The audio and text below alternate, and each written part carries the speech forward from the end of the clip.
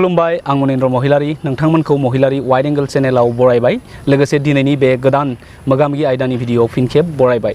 नैबे समाव आं दंफैयो बाक्सा जिल्लानि मानास मावजिगेन्द्रि इक' टुरिज्म ससाइटियाव बार्डमेन लोगोसे गोल्डन ईगल आई बिमुङै मिन्थिजानाय बिथां रुस्तम बसुमतारीजों आं मोगामोगि लानो नागिरदों नोंथांखौ गिबियावनो महिलारी वाइड एंगल चेनेलसिम बरायबाय खुलुमबाय गिबियावनो नोंथांनि आबुं सिनायथिखौ होनो खावलायग्रोबाय आंनि मुङा रुस्तम बसुमतारी आङो दायो मानास मावजिगेन्द्रि इक' टुरिज्म ससाइटिनि जेनेरेल सेक्रेटारि अके गोजोननाय थाबाय नोंथांनि आबुं सिनायथिखौ होनायनि थाखाय दानिया जों गोबां ससियेल मिडियायाव नोंथांनि बागै मिथिदों एसएमएस मिडियाफोराव नुनो मोन्दों स' नोंथांनि बे बार्डमेन बा गोल्डन ईगल आई बे बिमुंखौ मोननायनि गुबै जाहोन नामा बे बिमुं मोननायनि गुबै जाहोना दं जेब्लानाखि मानास मावजिगेन्द्रि इक' टुरिज्म ससाइटिया जोनोम जाबाय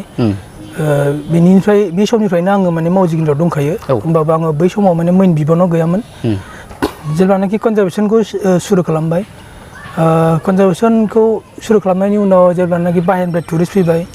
अब्लाथाय आङो माने बे टुरिस्टफोरजों माने हाग्रायाव माने गाइड खालामनो थांफायोमोन आरो बिसोरजों लांफायोमोन दा बिदिनो आङो माने इन्टारेस्टआव फैबाय हाग्रायाव हाबनानै बिदिनो इन्टारेस्ट जानायनि उनाव बिदिनो नैबेयाव 2004आव मोनसे एक हप्तानि थाखाय मोनसे ट्रेनिं जादोंमोन आरो गाइडनि थाखाय दा बेयाव आङो फुरा मोनाखै होमबाबो सानथामल' मोनदों होमबाबो बे ट्रेनिंखौ लानानै आरो आं माने मासे बांसिन इनकारेज जादों आरो दा बिदिनो जेब्लानाखि बाहेरनिफ्राय गेस्ट फैयो बिसोरजों थांफायो माखासे समायना दाउखौ नुनानै आङो माने आंनि गोसोआव माने बुहुत गोजोननाय मोनोमोन आरो दा बिदिनो आंनि माबाया केरियारा फैदो आरो अके दा नोंथाङा बे जाखिनि बिमुं मोनबाय बेनि सायाव मानास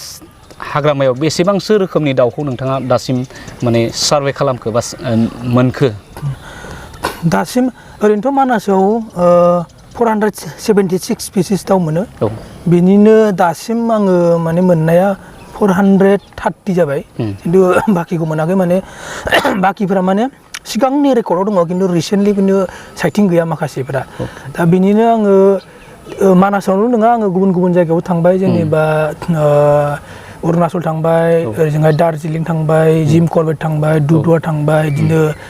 कनमा थांबाय दा बे हिसाबै आङो माने टटेल माने ओरैनोथ' इण्डियायाव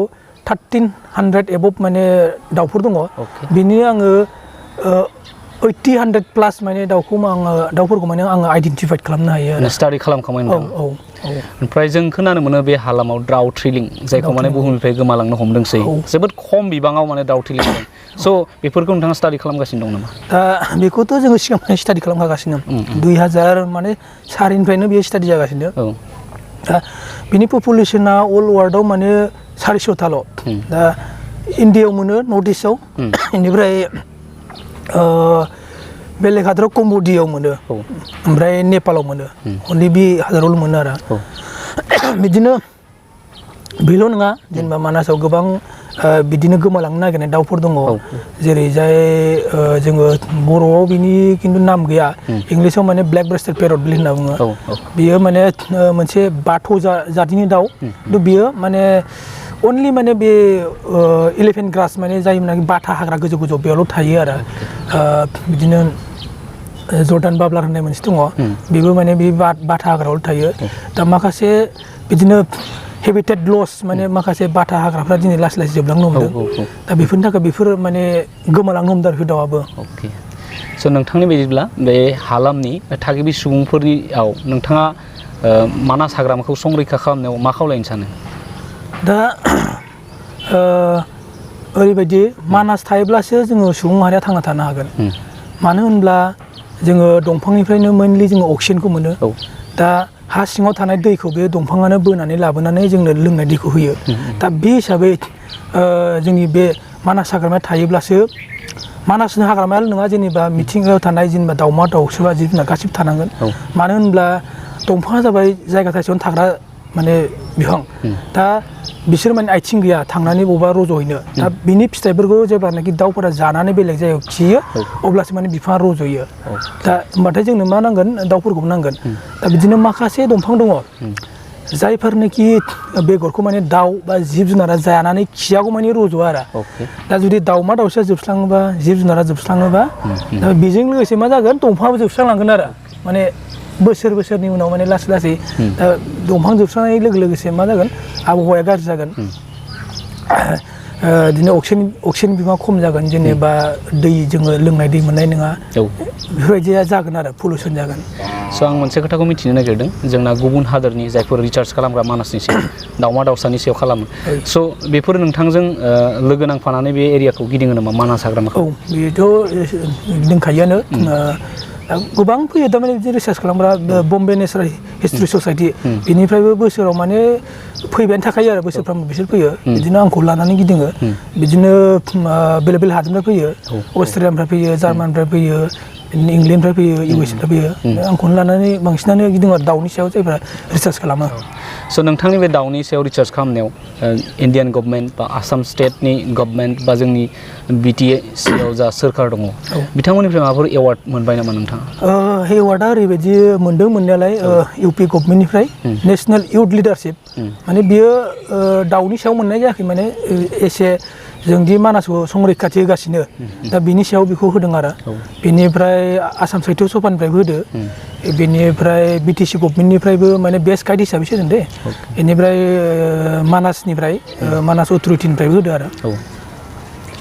थिगानो दङ स' नोंथांनि बे जा गल्डेन इगल आइ बे बिमुंखौ सोर होदोंमोन नोंथांनो? बेयो जाबाय इण्डियान सासे मस्ट टप माने बार्डार आरो बियो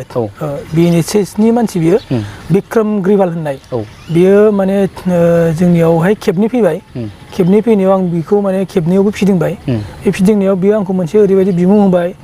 नोङो माने ओरैबायदि नोंनि मेगना माने जायखौ माने बेलेगफ्रा नुस'वा बेखौ आङो नुयो बेखौ खोन्थानो हायो माने गोजाननिफ्रायनो बायन'कुलार गैयाबाबो बेयो बै दाउआ मा दाउ बेखौ आङो खोन्थानो हायो आरो बिनि थाखाय बियो आंखौ माने फुरा एसियान सेन्चुरि मेगाजिन फुरा वर्ल्डआवनो सोलियो बे मेगाजिना बेयाव माने आंखौ मेगाजिनाव लिरनानै बे गल्डेन इगल आइ होननानै बिमुं होदों आरो गल्डेन इगल आइ माने सिलानि मेगन जायखौ सिलानि मेगन माने नोंथाङा उइदाउट बायन'कुलारावबो माने दाउफोरखौ मानो हायो दा नोंथाङा मानासनि मिथिंगायारि जा जिब जुनारजों सोमोन्दो लाखिनानै नोंथाङा मानासनि हाग्रामानि गेजेराव बेसेबांसो दाउफोरखौ नैबे समहालागै माने मुंफोरखौ मख'नो हाखो? मानासनिखौथ' आंखो इंलिसावथ' हाखाजोबगौआनो गासिबो ओमफ्राय बर'आव माने जोङो जायफोरा बाहेरायावल' नुनाय गामिफोराव थानाय बेफोरनिल' बर' नाम दङ खिन्थु हाग्रा सिङाव थानायफोरनि दासिम आङो माने नामफोरखौ मोनाखै आरो बर'निखौ माने अनेक दाउ दङ माने हाग्रा सिङाव जोङो माने बर' नाम गैया आं माखासे नायबायबो खिन्थु बर'आव नागिरना मोना आरो दासिमहालागै स' नोंथांनि नाजानाया जोबोर खोब मोजां माने बर' हारिनि मादावनो जोबोर खम सुबुंखौ बेबायदि मोनो स' नोंथाङा दिनै जोंनो जाखिनि बिमुं मोननाय बेनि सायाव दाउनि सायाव जाखिनि नोंथाङा रिसार्च खालामबाय बेनि सायाव जोबोर मोजाङानो मेसेज होदों लोगोसे जोंनि बे मानास हाग्रामानि साखाथियाव थानाय बर' रायजो राजाफ्रा मानासखौ सेभ खालामनांगौ माने मिथिंगायारि सम्पद थाब्लासो जों संरैखा थागोन लोगोसे दंफां लाइफां थायोब्लासो जों अक्सिजेनखौ मोनगोन थ' जोबथारनायथिंजाय आं मोनसे खोथाखौ सोंनो नागिरबावदों नोंथांमोननि बे मानास मावजिगेन्द्रि इक'टुरिजम ससाइटिया जाफोर दैमारि बा बायदि मानासखौ नायबिदिंनाय बेयाव नायगिरि बिथांमोनखौ माबायदि सुबिदा खालामो? दा दैमारियावथ' जाहैबाय जोंहा मोनसे केम्प दङ दा बेयाव सोरबा बेरायनो थाङोबा माने बेयाव जोङो जानाय थानायखौबो होनो हायो खिन्थु ओरैनोथ' बाहेरनि टुरिस्टफोरा बेयाव थानाया एलाउ गैया ओरैनो डे भिजिट खालामना फैनो हायो जेनेबा बार्डिंनि थाखाय थांनो हायो थ' बेयो सिनारिया मोनसे बहुत मोजां सिनारि आरो एकदम बर्डार खाथियावनो जायो जेनेबा 200 मिटार माने बेजोंनो दैमारि होननाय दैया माने बोहैबाय थायो आरो जिरिनो भुटाननिफ्राय माने स्केनिक बिउटि आरो माने जायगाया बहुत मोजां बेवहाय हरफोर थाहैनानै सुबिदा दं नामा माबाफोर केम्प बा लज बेबायदि? केम्पआथ' दङ खिन्थु लज गैया माने जोंनि प्रटेक्सन केम्प दं आरो दा बिदि लस गैया माने डिपार्टमेन्टनि फालनिफ्राय माने बिदि केम्पफोराव माने बाहेरनि टुरिस्टफोरखौ लाखिनाय एलाउ गैया माने बेयाव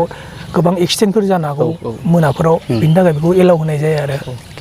स' गोजोननाय थाबाय नोंथाङा जोबोर मेहेरगोनां खोथा बुंबाय स' नोंथांमोना नुनो हाबाय बिथाङानो मानास मावजिगेन्द्रि इक'टुरिजमजों सरजाबफानानै गोबां बिमुं मोननो हादों जेरै गल्डेन इगल आइ बार्डमेन बायदियाव बिथाङा बिमुं मोनदों लोगोसे बिथांनि जा जिबारि संरैखा बा दाउनि सायाव रिसार्च खालामनाय बे खामानिया जोबोरैनो गोसो बोथावना मानो होनब्ला मानासाव जायफोर जोबलांनाय दाउफोरनि मुंखौ बिथाङा जोबोर मोजाङैनो संरैखा खालामदों लोगोसे गुबुन गुबुन हादोरनि बार्ड रिसार्च खालामनो फैनाय सुबुंफ्रा बिथांखौ लोगो हमनानै बेरायो नायदिङो मानासनि आफाङाव माबायदि जिब जुनार दङ बा दाउमा दाउसा स' नोंथांमोनाबो बे मानास मावजिगेन्द्रि इक' टुरिज्म ससाइटियाव फैना बिथांखौ लोगो हमनो हागोन बिथाङा बार्डमेन होनब्ला जोबोरैनो मोजाङै मिथियो लोगोसे गल्डेन इगोल आइ बिमुङैबो बिथाङा मुं मोननो हादों स' नोंथांनि बे थांखिया मोजाङै जाफुंथों इयुनाव आरो माखासे गोमालांनो हमनाय दाउफोरखौ नोंथाङा संरैखा खालामनो हाथों बा नागिरना मोन्थों बेखौ आसा फारिनानै दिनै बे मोगा मोगि आयदाखौ बेखिनियाव फोजोबनाय जायो गोजोन्थों।